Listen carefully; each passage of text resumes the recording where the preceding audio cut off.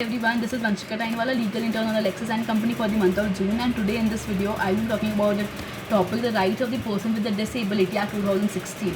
So this right has been basically for the disabled person, and what are the rights and obligations which are applicable in them. So the disability definition has been laid down by the WHO as it results from the interaction between an individual with a health condition such as cerebral palsy, Down syndrome and depression, as well as the physical and personal and environmental factors such as negative attitudes, inaccessible transportation and public buildings, and limited social supports. So basically the under the Rights to Person with the Disabilities Act has categorized the person with disability into three: person with benchmark disability, person with disability, and person with disability having high support needs. So in the RPWD Act 2016, there has been an increase in the type of disability, which has been increased from 7 to 21 types, and the central government has the power to add more. So the types of disabilities under the acts are some of such as blindness, low vision, leprosy cured persons, hearing impairment, locomotor disability, dwarfism, intellectual disability, mental illness, autism, cerebral crisis, muscular dystrophy chronic, neurological conditions, specific learning disabilities, multiple sclerosis, speech and language disability, thalassemia, sickle cell disease, acid active victim, Parkinson's disease. So these are all. So the rights and this entitlement. So the act provided the appropriate government shall make sure that the person with a disability, PWD we call, enjoys the proper to equality, life with dignity, and the respect for her own dignity equally with the others. So the equality and the non-discrimination is the first right which is provided to the person with disability. So the government authorities are required to take steps in order to utilize the capacity of the PWD by providing an appropriate environment. So under section 3, it says that no PWD shall be discriminated on the idea of disability unless it is shown that an impugned act or omission could be a proportionate means of achieving a legitimate aid, and no one shall be apprised of this personal liberty on the basis of disability only. The second is the women and children with disabilities. So special measures are to be taken to make sure that the women and children with disabilities enjoy rights equally with the others. Third is the protection from cruelty and inhuman treatment.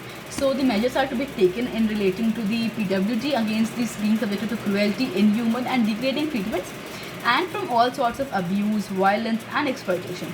So for conducting any research, the free and consent from the PWD also has the previous permission from a committee for research on disability to be constituted within the prescribed manner.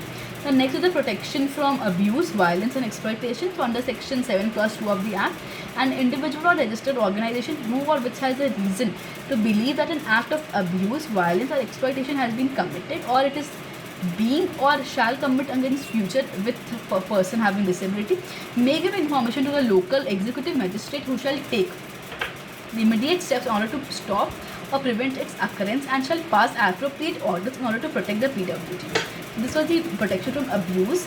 The reproductive rights, the onus is on the government to put the reproduction rights of person with disability to make them aware of the family planning. And next is the educational. So coming on to the education, section 31 sets a benchmark, states that a child with a benchmark disability between the age of 6 to 18 shall have the right to free education in a special school, neighborhood school or any school of his own choice. The next is reservation and the employment. The reservation not less than 3% shall be provided in higher education institutions, government jobs. Person with disability has provided benefits of allocation of land, poverty alleviation schemes, etc. So the monitoring authority will be looked as the Chief Commissioner for Persons with Disabilities, and the state commissioners will act as the regulatory body and grievance redressal agencies for the speedy remedies. Next is the fund. The fund will be created in order to provide the financial support. The court. So the speedy trials must be done in such cases, and the special court has been constituted in such district. If any provisions of this act are breached, so there is penalty which can be up to rupees 10,000 and rupees 50,000, which could be extended to 5 lakhs for further breach. So the cruelty on the person with disability is made punishable with imprisonment of 6 months, which can be extendable to 5 years and with a fine. There is a case of Vikas Kumar versus the UPSC, wherein it reflects the metamorphosis of the disability rights of jurisprudence in India, which is why it is very imperative to debate upon its implication, and therefore the gaps are yet to be filled.